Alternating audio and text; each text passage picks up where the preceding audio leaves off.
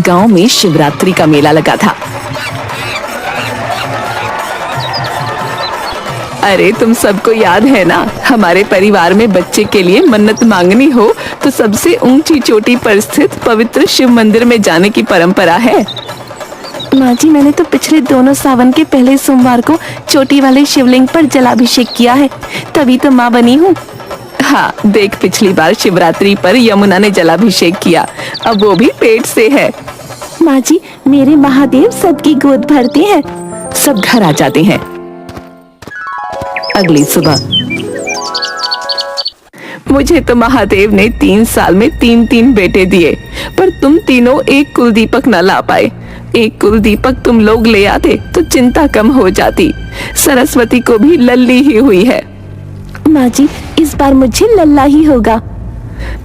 अरे रहने दे यमुना, शिवरात्रि पर जलाभिषेक के साथ शिव के 108 पाठ किए बिना पानी भी न पीती। महादेव मुझे भी लल्ला देंगे। क्यों नहीं गंगा, तुझे शर्म ना आवे? सबसे बड़ी है तू। तेरी शादी को 8 साल हो गए, पर तू एक चिड़िया भी पैदा ना कर पाई। अम्मा दवाइयाँ ले रही हूँ, जल्दी ही आप दादी बन जाएंगी। अरे अधर्मी, अब महादेव की शरण में जा, इस शिवरात्रि तेरी गोद भी भर जावेगी। सच कहती है माँ जी, अब मैं भी इस बार शिवरात्रि की चोटी वाले मंदिर पर जाऊंगी। पर दीदी, इस बार तो सरकारी घोषणा है कि वहाँ जाने में खतरा है। गंगा दीदी पहले ही सासू माँ की बात मान लेती। 8 साल हो गए, अब जाने का ढोंग कर रही है। अम्मा जी, पहाड़ पर जाना खतरे से खाली नहीं होता, इसलिए ना जाती। सबसे बड़ी होने के बाद भी बांझ है, फिर भी तुझे अपनी जान की लगी है। अरे अम्मा जी, न जाने बड़ी भाभी कौन से कुकर्म करके आई हैं पिछले जन्म में, इसीलिए भोग रही हैं। गंगा अपने पति सुदेश से, सुनिए जी, मेरी रिपोर्ट ले लीजिएगा, आज मैं मंदिर जा रही हूँ, देर हो जाएगी, डॉक्टर ने बुलाया है। गंगा जल्दी जल्दी सुबह उठकर पहाड़ की तरफ जाने लगती है। तेज बारिश हो रही थी। गांव की चची, क्यों री गंगा, कहाँ जा रही है? शिवरात्रि पर इतनी बारिश, मानो भोले बाबा ने गंगा को जदा से खोल दिया हो। अरे चची, अम्मा की बात ना मानकर बड़ी गलती की मैंने। देखो ना, मेरी दोनों देवरानियों को बच्चे हो गए, पर मैं अभी तक लल्ला का इंतजार कर रही हूँ। अरे क्या तू पहाड़ वाले मंदिर जा रही है? और वहाँ मत जाना, सुना है तूफान आने वाला है। चची जो भी हो, आज शिवरात्रि है, शिवलिंग का अभिषेक किए बिना मैं वापस ना आऊंगी, वरना अम्मा को लगेगा मेरी भक्ति नकली है। पहाड़ पर चढ़ते समय अचानक बादल फट जाता है। गंगा पानी के तेज बहाव के साथ बह जाती है। भोलेनाथ, मैं भी गंगा हूँ, अपने शरीर को तुम्हारी गंगा की धार के साथ छोड़ देती हूँ। जहाँ तुम्हारी गंगा इस गंगा को ले जाएगी, वही मेरा ठिकाना होगा। सर पर चोट लगने के कारण गंगा की याददाश्त चली जाती है। पहाड़ पर बादल फटने की खबर जब शकुंतला के घर पहुंचती है। देखो बाबा ने क्या कर दिया, आज ये गंगा प्रभु के चरणों में गई और उन्होंने उसे अपने चरणों में ले लिया। हाय राम, न जाने गंगा दीदी का क्या हुआ होगा। ये क्या हो गया माँ? ये देखो, गंगा की रिपोर्ट आ गई है। वो गर्भवती थी, उसे तो ये खुद भी नहीं पता था। भैया, दीदी सबके ताने सुनकर टूट गई। मुझे विश्वास है गंगा जीजी के गर्भ से ही इस घर का कुलदीपक जन्म लेगा। रहने दे यमुना, सावन का महीना है, प्रभु ने उसकी रक्षा के बदले उसे बहा दिया। मतलब साफ है, गंगा बड़ी पापन थी। माँ जी, आप चिंता न करिएगा, इस घर का कुलदीपक तो मेरी कोख से जन्म लेगा। नदी के पानी के साथ बहती हुई गंगा हरिद्वार पहुंच जाती है। उसका सिर चट्टानों से टकराने की वजह से वो अपनी याददाश्त खो बैठती है, जहाँ उसे एक साधु मिलता है। तुम कौन हो बेटा? लगता है तुम्हारी याददाश्त खो गई है। तुम्हें चिंता करने की कोई जरूरत नहीं, पास में ही मेरा अनाथ आश्रम है। भोले बाबा की पूजा में लग जाओ, बाबा तुम्हारा उद्धार करेंगे।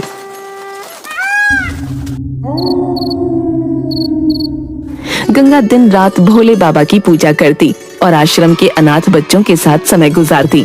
कुछ समय बाद वो एक सुंदर से बेटे को जन्म देती है। 3 साल बाद शिवरात्रि को गंगा का पति शिव दर्शन के लिए हरिद्वार आता है और आरती के समय उसे अचानक गंगा दिख जाती है। जय भोले बाबा की। गंगा, गंगा सुनो, तुम गंगा ही हो ना? मैं कब से तुम्हें ही ढूंढ रहा हूँ। सालों से तुम्हें ढूंढ रहा हूँ, मेरी बात सुनो। लेकिन गंगा उसे पहचान नहीं पाती और उसके मुंह पर एक जोरदार थप्पड़ मारकर भीड़ में खो जाती है। सुदेश वापस आकर अपनी माँ को ये बात बताता है। सब गंगा को ढूंढने की कोशिश करते हैं पर गंगा कहीं नहीं मिलती।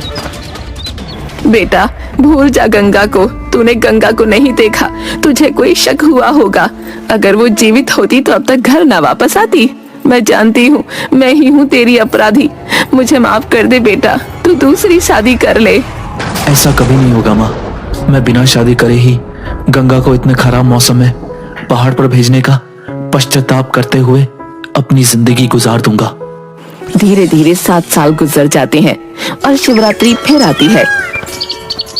ओम नमः शिवाय, ओम नमः शिवाय।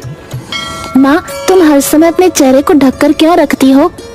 न जाने क्यों बेटा, मुझे भोले बाबा के सिवाय कुछ देखने का मन नहीं करता, इसलिए हमेशा अपना चेहरा घूंघट से ढककर रखती हूँ।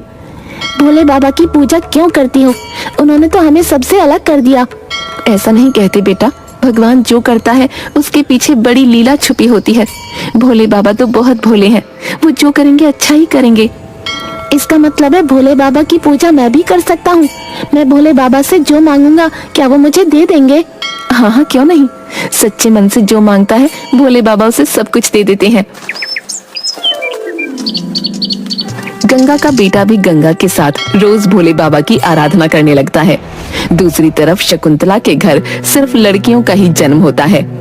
हे महादेव, हमसे क्या भूल हो गई जो तूने घर में बस कन्याएं ही दी, कुलदीपक नहीं भेजा। हमारे बाद हमारा नाम लेने वाला कौन होगा?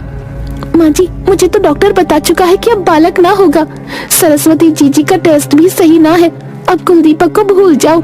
मेरे महादेव बड़े दयालु हैं, मुझे विश्वास है मेरे घर कुलदीपक जरूर आएगा। इस बार शिवरात्रि में पैदल हरिद्वार चलते हैं, महादेव हमारी कठिन भक्ति देखकर जरूर प्रसन्न होंगे। माँ जी भोले बाबा ने कुलदीपक आने का रास्ता ही बंद कर दिया है, अब क्यों ऐसी आशा रख रही है? वैसे भी माँ यहाँ से हरिद्वार का रास्ता बड़ा ही खतरनाक और घुमावदार है, फिर हरिद्वार के लिए डायरेक्ट ट्रेन जाती है। सब गंगा को सताने का नतीजा है। बहू गंगा को जबरदस्ती भेजने का पाप धोने तो मुझे पैदल ही जाना होगा, तुम सब ट्रेन से आ जाना। वो ऐसा ही करते हैं। शकुंतला को रास्ते में बाधाओं का सामना करना पड़ता है। उसके पैर दर्द से उठ नहीं रहे थे। तभी वहां एक बच्चा आया। आप कौन हो माँ, आपको क्या चाहिए? बेटा जरा पानी तो पिला दे, मुझे बस सामने दिख रहे शिव मंदिर तक जाना है, क्या तू मुझे ले चलेगा? बच्चा उसे पानी पिलाता है और सहारा देकर मंदिर तक ले आता है। जैसे ही वो शिखर पर पहुंचे, मूसलाधार बारिश शुरू हो गई। पहाड़ों पर जब बारिश आती है तो बहुत खतरा होता है माँ जी, कई बार बादल भी फट जाते हैं। आप मंदिर के अंदर चली जाइए। लेकिन मैं तो हिल भी नहीं सकती बेटा, भला अंदर कैसे जाऊं मैं? बच्चा शकुंतला को सहारा देते हुए अंदर ले आया। शकुंतला भगवान शिव से प्रार्थना करने लगी, भोले बाबा अब और परीक्षा ना लो, मुझे मेरी बहू लौटा दो, बिना गंगा के और नहीं जी सकती, मेरी आत्मा मुझे धिक्कारती है। ओम नमः शिवाय, ओम नमः शिवाय, ओम नमः शिवाय। बारिश रुक गई और आकाश में एक सुंदर इंद्रधनुष दिखाई दिया। तभी एक आवाज आई, दीपक तू यहाँ बैठकर मंत्र पढ़ रहा है, कब से तुझे ढूंढ रही हूँ, चल बाबा का अभिषेक कर। बेटा आज शिवरात्रि है, तेरे बिना मेरी पूजा कहाँ पूरी होती है? गंगा, ये तो मेरी गंगा की आवाज है। मेरी गंगा तू यहाँ, मैं तेरी सास, मुझे माफ कर दे बहू, मुझे माफ कर दे। गंगा का ढका हुआ चेहरा देखकर उसे पहचान नहीं पाती। गंगा दीपक का हाथ पकड़कर शिवरात्रि का अभिषेक करने चली जाती है। दीपक तू हर अजनबी के साथ इस तरह बातें मत किया कर, तुझे पता है ना लोग बच्चों को पकड़कर ले जाते हैं, तुझे कोई ले गया तो मैं तुझे कहाँ ढूंढूंगी रे? लेकिन माँ वो दादी तो बहुत अच्छी थी, वो तो मुझे प्यार कर रही थी। चुप कर, आज के बाद मैं तुझे देखूंगा ना किसी के साथ बात करते हुए तो छोड़कर चली जाऊंगी। दूसरी तरफ शकुंतला दीपक के लिए अपने मन में लगाव महसूस कर रही थी। न जाने इस औरत और इसके बेटे से अजीब सा मोह क्यों लग रहा है। लगता है जैसे मेरे ही कोई अपने हैं। उन दोनों के बारे में सोचती हुई शकुंतला जैसे ही खड़े होने की कोशिश करती है, उसका पैर फिसल जाता है। वो लुढ़कती हुई गंगा और दीपक के पास पहुंच जाती है। गंगा उसे गिरते हुए देखकर तुरंत सहारा देती है। गंगा का घूंघट उसके चेहरे से हट जाता है। अरे गंगा, मैं जानती थी तू मेरी गंगा ही है। मुझे पहचान, देख मैं तेरी अम्मा जी हूँ। मुझे माफ कर दे बेटा, मुझे अपनी गलती का पता चल गया। गंगा को कुछ भी याद नहीं आता। अचानक मंदिर के घंटे जोर जोर से बजने लगते हैं। अभिषेक के पानी से गंगा का पैर फिसलने लगता है। गंगा का सर जोर से शिवलिंग से टकराता है। गंगा अपने आप को बचाने के लिए शिवलिंग को पकड़ लेती है। अचानक उसे सब कुछ याद आ जाता है। माँ, आप आ गई माँ। देखो दीपक, देख तेरी दादी तुझे लेने आ गई।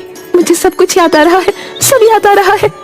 मैं जानती थी मेरे महादेव मेरी पूजा को जरूर स्वीकार करेंगे, मेरी गलतियों को जरूर माफ कर देंगे। बेटी गंगा, अब तो मुझे माफ कर दे। आ मेरे गले लग जा, मुझे माफ कर दे। माँ, कैसी हो आप माँ? ये लो संभालो अपना कुलदीपक। शिवरात्रि में ही भोले बाबा ने मुझे अपनी शरण में लिया था और शिवरात्रि में ही मुझे अपने घर वापस भेज रहे हैं। तभी यमुना और सरस्वती भी पहुंच जाती हैं। गंगा दीदी, हमें क्षमा करो, हम सब स्वार्थ में अंधे हो गए थे। अब घर चलो, अपने कुलदीपक का इंतजार सब कर रहे हैं। हाँ बहनों, चलो घर चलें। शिवरात्रि पर भोले बाबा ने हमारी भक्ति का फल हमें दे दिया। हमारे घर का कुलदीपक आ गया। तो आप मेरी दादी हो, मैं आ गया हूँ ना। अब चिंता मत करो, मैं आपको सहारा दूंगा। मेरा हाथ पकड़ो और चलो। बच्चे की बात सुनकर सब हंसने लगते हैं। उस दिन से गंगा, यमुना और सरस्वती भगवान शिव के प्रति और भी अधिक समर्पित हो जाती हैं। तीनों बहुएं घर के कुलदीपक को गंगा के साथ वापस घर ले आती हैं।